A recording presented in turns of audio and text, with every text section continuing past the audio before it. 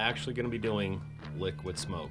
I was trying to talk to the little gal behind me that had 4 bottles of wine. And let me go home with her.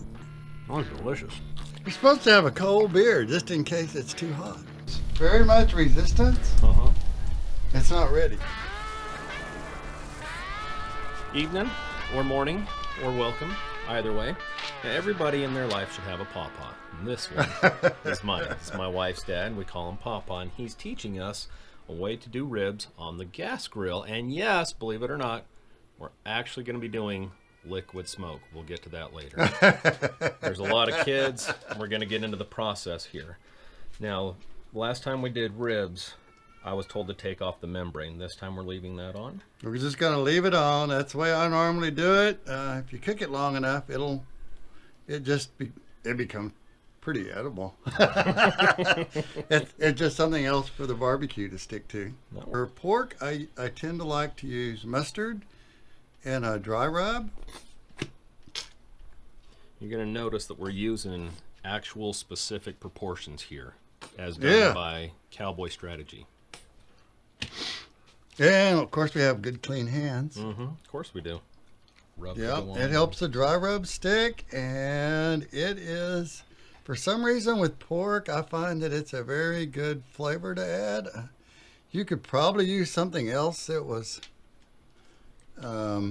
tangy, but mustard works real well. So this is the neighbor's Salt Lick. Salt Lick Barbecue, if you're not familiar with that in the Austin, Texas area, is a destination place. You carve out 3 hours of your evening to go down there. And out of that 3 hours, 2.5 is going to be standing in line waiting for a table to open up. So this is the aforementioned liquid smoke. This is just a Colgan thing. There's lots of flavors of liquid smoke. Yes. I do this because since I'm cooking on gas, it can be done in the oven or on a gas grill. In the summertime, we do it on a gas grill. Okay. So that's one side down, and now we repeat it on the other side. Yep. Okay.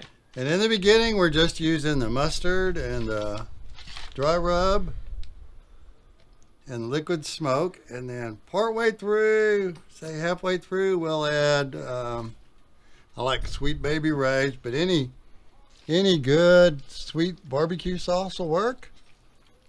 Fan of the Sweet Baby Ray's myself. I'm not going to admit it out loud, but if I have a brisket sandwich that's a leftover, some Sweet Baby Ray's is going on there. All right. Okay, and since he says his grill cooks a little hotter to the back, we'll put the big one in the back. Okay.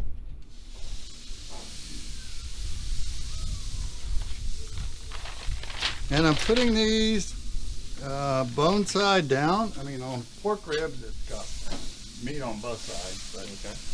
We're going to be between 350 and 375 on this, and I'll turn off another burner if I need to. But okay. That's where we're going to be. And about how long do I need to let these sit before we check?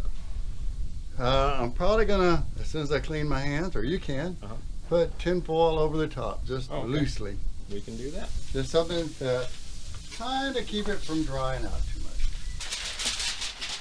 And it just helps keep them from getting too dry. Alrighty.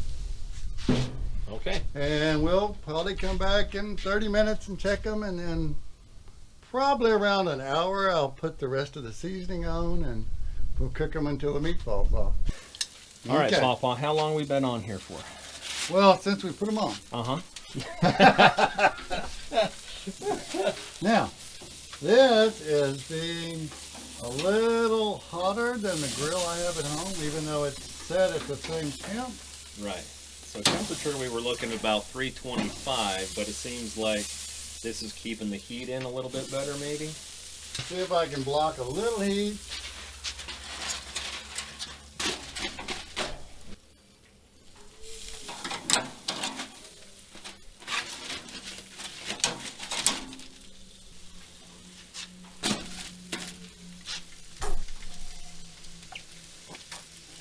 We're scientifically doing this.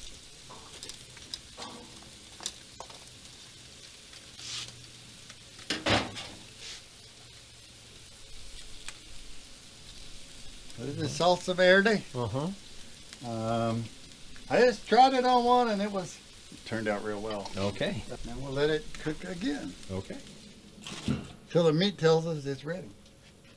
Okay, so Flip that's... over and put more on. Okay, flip over and put more on. And I've noticed that our temperatures creeped right up there at about 350, which is where we originally stayed. Okay.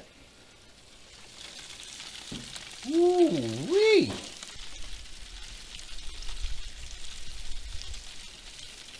You may be getting a little dry.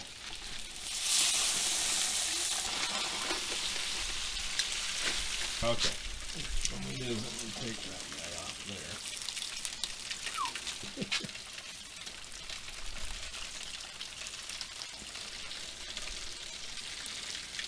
Not quite. The smaller one is getting pretty close to done. Probably the bigger one is going to take a little longer. Okay. Move him up. Move him up.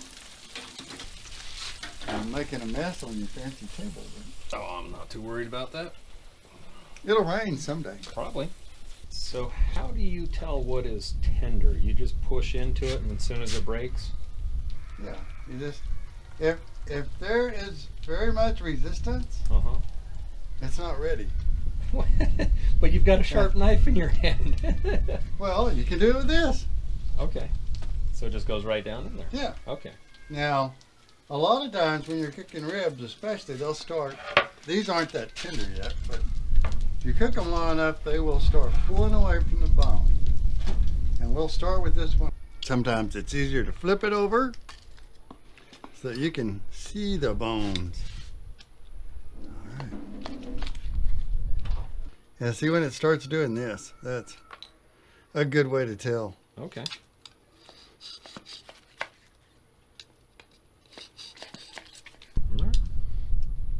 Oh, that is warm. Should we let it cool first? No. It was warm, and it is messy, but it is really good. That is really good. So normally when we're doing ribs, there's a whole lot of smoke in them. With this one, a little bit of liquid smoke that we put in there isn't really identifiable. No. Which is okay because the Sweet Baby Rays are really tasty. And I don't get mustard in there as much as I get like a vinegar kick to it. Yeah. It's the tanginess. Mm-hmm. Yeah. That is last finger looking good right there, isn't it? Okay. Oh yeah. Verde salsa. Papa is excited about this one. Oh yeah. Boy, that juice is just coming out there. Yeah, I'm gonna let that cool down.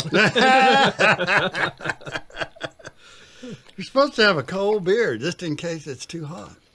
I was trying to talk to the little girl behind me that had 4 bottles of wine and let me go home with her, but she wasn't interested until she found out I was barbecuing, and okie dokie. I think the key there is a girl with 4 bottles of wine. Bottles need to be empty. Then you can talk to her. That happens. She was young enough to be my daughter, but she had wine. Wow. Well, this is much different than the one previous to it. This has got that verde salsa on it. And that salsa, it takes away that sweetness and really brings in almost like a citrus. And again, not much smoke on this, but very good flavor. The mustard is completely muted. There is a little tanginess in the middle of the palate. If you were eating this and one that didn't have mustard, you would notice that it was gone. But Okay. the mustard doesn't stand out. Either does the Sweet Baby Rays. The previous one that we had that didn't have salsa on it, all Sweet Baby Rays. Very nice, full, sweet. This one doesn't have that same sweetness, even though there's Sweet Baby Ray's on here. So if we left this on, say another 30 minutes, what would the consistency of the meat be? Would it be more tender? Well, we should have started off. I didn't realize that your grill was going to be hotter than mine. We should have started off with it at a lower temp. And the ribs should have been starting to poke out to where you could almost pull them apart. Burn and learn, share with friends. We're going to have to pick this out of our teeth. That was good. Thank you again. Okay. Glad I could come in. Like I said, this was just a discovery we did where my wife had started a set of ribs in the oven and I finished them up. Because she was like, what do they need? And she had put the dry rub on it and started it, and then it'd come back with the mustard. Because you can put the mustard on later. Okay. And the Sweet Baby Ray's. And I was looking at it, and we had the salsa there together. So, well, I'll try this. And it came out really good. Sure enough. Sure enough. Okay. Let's go in and eat.